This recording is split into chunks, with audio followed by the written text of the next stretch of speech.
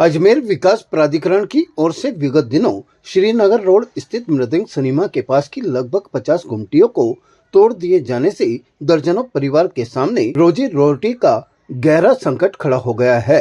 वर्षों से इन गुमटियों के सहारे छोटा मोटा व्यापार कर अपने परिवार का पालन पोषण करने वाले दुकानदार आज खुले आसमान के नीचे बैठकर सामान बेचने को मजबूर है। पीड़ित दुकानदारों का कहना है कि गुमटियां हटाए जाने से उनका पूरा व्यापार एक झटके में समाप्त हो गया। इन गुमटियों से होने वाली आय से ही वे अपने बच्चों की पढ़ाई, घर का खर्च और पहले से लिए गए छोटे बड़े लोन की किस्त चुकाते थे। अब नए दुकान है और नई ही स्थायी जगह, जिससे परिवार की बुनियादी जरूरतें पूरी करना भी मुश्किल हो गया है। दुकानदारों ने दर्द बयां करते हुए कहा कि यदि प्राधिकरण को गुमटियां हटानी ही थी तो पहले उनके पुनर्वास की व्यवस्था की जानी चाहिए थी। सरकार और प्रशासन का यह नैतिक दायित्व बनता है कि जिन लोगों का रोजगार छीना गया है उन्हें वैकल्पिक स्थान उपलब्ध करवाया जाए।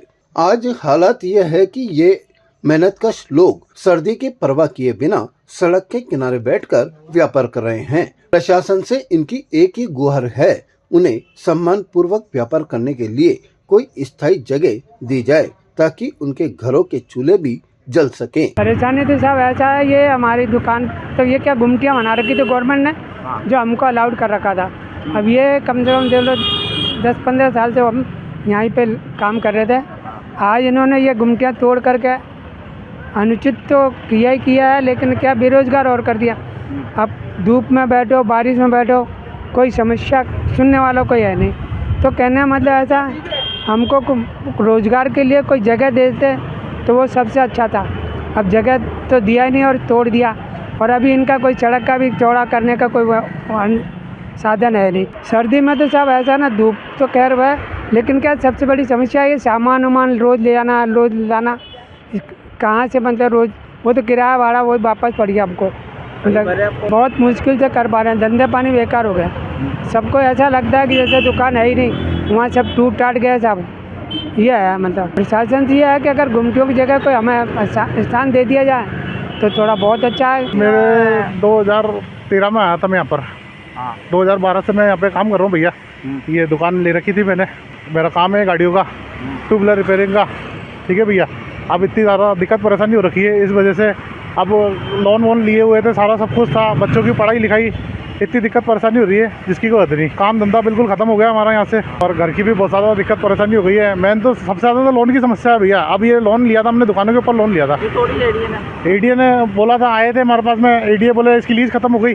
लीज खत्म होने के बाद में तोड़ दी उन्होंने। अब कुछ नहीं भैया, अभी देखो आपके सामने रोड पे बैठे हुए हैं, रोड पे काम कर रहे हैं हम लोग। बहुत दिक्कत, कोई कुछ भी नहीं आया भैया।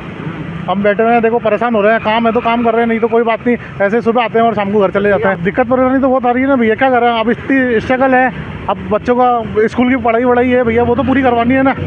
अब जो लोन ले रखा है उसकी किस्तें विस्तें भरनी है, तो कहाँ से भरे। ये दुकान साहब श्रीनगर रोड पे है, साइकिल पंजा का मैं काम करता हूँ।